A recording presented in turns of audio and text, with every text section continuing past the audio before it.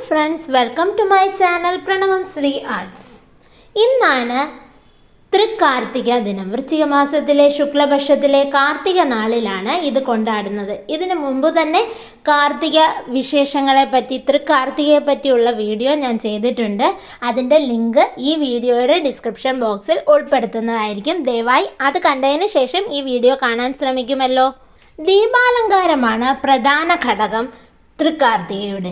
വീടും പരിസരവും വൃത്തിയാക്കി ചിരാതുകൾ കത്തിച്ചു വെച്ച് അലങ്കരിക്കുക എന്നതും, വീട്ടുമുറ്റത്ത് ചില സമ്പ്രദായം അനുസരിച്ച് കോലം വരച്ച് ചിരാത് കത്തിച്ചു വെക്കുന്ന രീതിയും ഉണ്ട്. ഈ സമ്പ്രദായം കൂടുതലായിട്ട് കാണുന്നത് തമിഴ്നാട്ടിലാണ്. തൃക്കാർത്തികയുമായി ബന്ധപ്പെട്ട പല ഐതിഹ്യങ്ങൾ നിലവിലുണ്ട്. ഒന്ന് സുബ്രഹ്മണ്യനുമായി ബന്ധപ്പെട്ടതാണ്. സുബ്രഹ്മണ്യനെ പാർവതീദേവിയിൽ നിന്നും ജനനമെടുത്തതിന് ശേഷം നോക്കി വളർത്തിയത് കൃതികാദേവിമാരാണ്.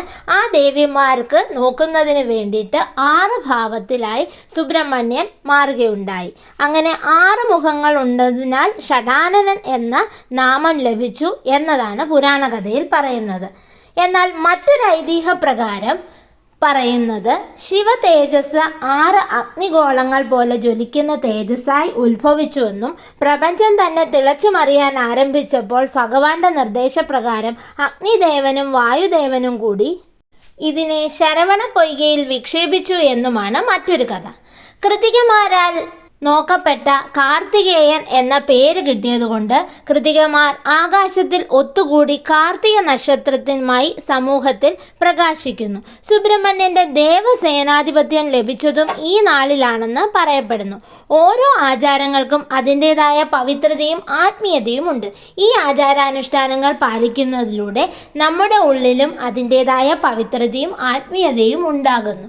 അങ്ങനെ ഈ ദിവസമാണ് വീടുകളിൽ മൺചിരാതിൽ വിളക്ക് കത്തിച്ച് വെച്ച് ഐശ്വര്യത്തിനെ വരവേൽക്കുന്നത്. അതുകൂടാതെ തന്നെ ദേവീക്ഷേത്രങ്ങളിൽ ഏറ്റവും പ്രധാനപ്പെട്ട ദിനമാണ്. കേരളത്തിലാണ് ഏറ്റവും കൂടുതൽ ഇതിന് പ്രാധാന്യമുള്ളത്. ദേവീക്ഷേത്രങ്ങളിലാണെങ്കിലും കാർത്തിക ദിനത്തിൽ വിളക്കുകൾ തെളിയിക്കപ്പെടുകയും അതുകൂടാതെ തന്നെ ശിവക്ഷേത്രത്തിലും ഇതുപോലെ നമുക്ക് കാണാൻ സാധിക്കുന്നതാണ്.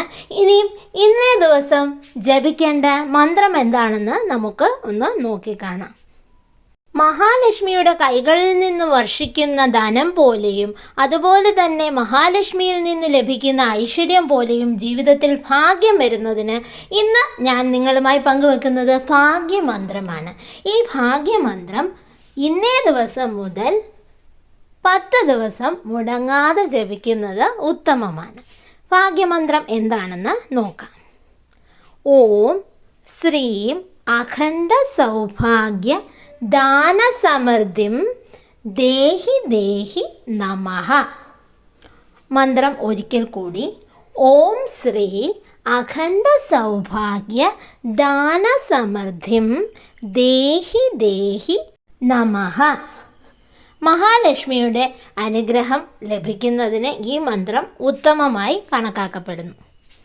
ഏവർക്കും തൃക്കാർത്തിക ദിന ആശംസകൾ നേർന്നുകൊണ്ട് നിങ്ങൾക്ക് പ്രിയപ്പെട്ട മന്ത്രം കമൻ്റായി രേഖപ്പെടുത്താവുന്നതാണ്.